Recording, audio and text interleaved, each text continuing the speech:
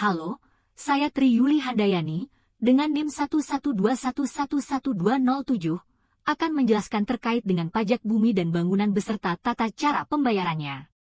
Definisi dari pajak bumi dan bangunan atau PBB merupakan sebuah biaya yang harus disetorkan atas keberadaan tanah dan bangunan yang memberikan keuntungan dan kedudukan sosial ekonomi bagi seseorang ataupun badan. Objek dan subjek pajak bumi dan bangunan. Objek pajak bumi dan bangunan atau objek PBB sendiri merupakan tanah atau bangunan yang wajib untuk dipungut pajak. Objek bumi dalam PBB meliputi sawah, ladang, kebun, tanah, pekarangan, dan tambang. Objek bangunan dalam PBB meliputi rumah tinggal, bangunan usaha, gedung bertingkat, pusat perbelanjaan, jalan tol, dan lain-lain. Sedangkan subjek pajak bumi dan bangunan, subjek PBB, merupakan orang pribadi atau badan yang secara sah dan nyata memiliki hak atas bumi, memperoleh manfaatnya, memiliki dan menguasai bangunan tersebut, serta merasakan manfaatnya. Yang bukan termasuk ke dalam objek pajak bumi dan bangunan, yaitu dapat dikelompokkan berdasarkan penggunaannya. 1. Dipergunakan untuk kepentingan umum dan tidak memperoleh keuntungan di bidang sosial, ibadah, kesehatan, kebudayaan, pendidikan, dan sejarah. 2. Dipergunakan untuk menjaga flora dan fauna, hutan suaka alam, hutan lindung, dan taman nasional. 3. Dipergunakan oleh perwakilan negara atau organisasi internasional, konsulat, kedutaan, dan lain-lain. Pajak bumi dan bangunan pada dasarnya diatur dalam beberapa undang-undang di Indonesia, yaitu Undang-Undang Nomor 12 Tahun 1994 tentang perubahan atas Undang-Undang Nomor 12 Tahun 1985 terkait pajak bumi dan bangunan yang mengatur semua tentang pungutan atas pajak bumi dan bangunan. Undang-Undang Nomor 28 Tahun 2009 tentang pajak dan retribusi daerah. Untuk dapat menghitung pungutan atas pajak bumi dan bangunan, maka perlu menghitung nilai jual objek pajak atau NJOP sebagai dasar pengenaan PBB. Nilai jual objek pajak atau NJOP dihitung berdasarkan harga rata-rata atau harga pasar pada saat melakukan transaksi jual-beli. Adanya perbedaan NJOP setiap daerah didasarkan karena pengaruh beberapa hal seperti letak lokasi, kondisi lingkungan, bahan yang digunakan dalam bangunan, rekayasa dan peruntukan bangunan tersebut. Cara hitung pajak bumi dan bangunan. 1. Menghitung nilai jual objek pajak atau NJOP. Untuk menghitung NJOP bumi, dapat dilakukan dengan cara mengalihkan luas tanah dan nilai tanah. Sedangkan untuk menghitung NJOP bangunan, dilakukan dengan menghitung luas bangunan dikali nilai bangunan. Maka, total nilai NJOP bumi, NJOP bangunan. Penentuan besarnya NJOP dilakukan oleh pemerintah. 2. Menghitung nilai jual objek pajak tidak kena pajak atau NJOP.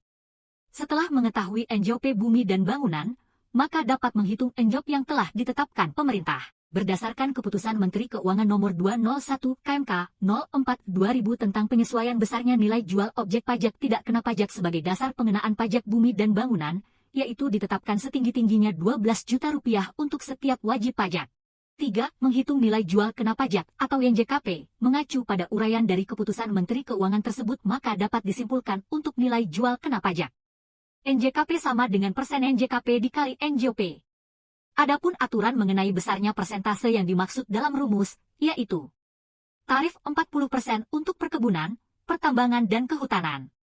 Sedangkan bagi objek pajak lain, seperti pedesaan dan perkotaan berlaku tarif 40% untuk nilai lebih dari Rp1 miliar dan tarif 20% untuk nilai kurang dari Rp1 miliar. 4. Menghitung pajak bumi dan bangunan. Setelah mengetahui nilai jual kena pajak atau NJKP, maka dapat menghitung pajak bumi bangunan dengan rumus yaitu PBB sama dengan 0,5% dikali NJKP.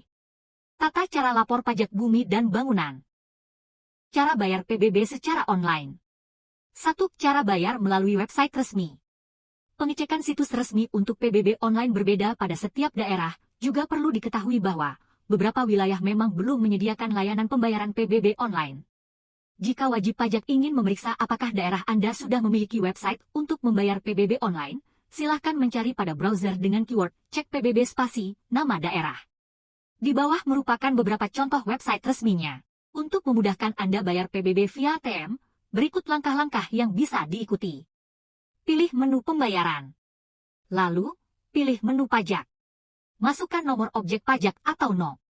Masukkan tahun pembayaran PBB. Setelah itu, akan muncul informasi tentang objek pajak, tagihan, dan namanya. Silakan periksa dengan teliti identitas dan jumlah pokok pajak yang harus dibayar.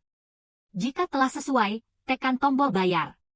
Jika melakukan pembayaran melalui secara online, satu hal yang perlu diingat adalah jangan buang bukti pembayaran, karena merupakan bukti pembayaran PBB yang sah melalui ATM. 3. Bayar PBB via M-Banking. Saat ini, hampir semua bank menyediakan layanan pembayaran PBB via M-Banking, seperti BCA, Mandiri, BNI, BRI, dan BTN. Panduan pembayarannya pun mudah untuk diikuti, sebagai berikut. Buka M-Banking yang Anda gunakan. Login M-Banking. Klik menu pembayaran.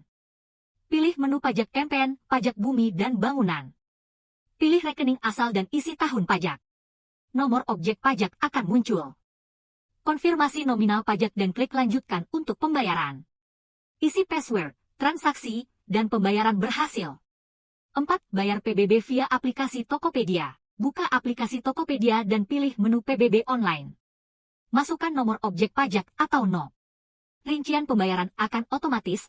Periksa kembali data yang kamu masukkan sudah benar. Setelah itu pilih opsi bayar. Pilih metode pembayaran yang kamu inginkan. Setelah transaksi berhasil, kamu akan mendapatkan notifikasi dan sistem secara otomatis memproses pembayaran pajak bumi dan bangunan. Pembayaran PBB secara offline. Sebelum membayar PBB, wajib pajak memerlukan SPPT.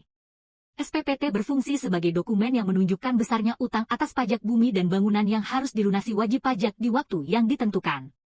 Jika Anda memilih melakukan pembayaran PBB secara offline atau data langsung, pembayaran bisa dilakukan melalui bank atau kantor pos tempat pembayaran yang tercantum pada SPPT atau melalui petugas pemungut PBB kelurahan desa yang ditunjuk resmi. Jika wajib pajak membayar atau melunasi PBB-nya melalui petugas pemungut, sebagai bukti pembayarannya akan diberikan tanda terima sementara atau TTS.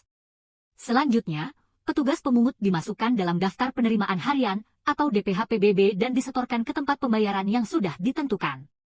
Petugas pemungut menyetorkan hasil penerimaan PBB dari wajib pajak ke bank atau KPB tempat pembayaran yang ditunjuk, sebagaimana termuat dalam SPPT SKP STP dengan menggunakan DPH dalam rangkap.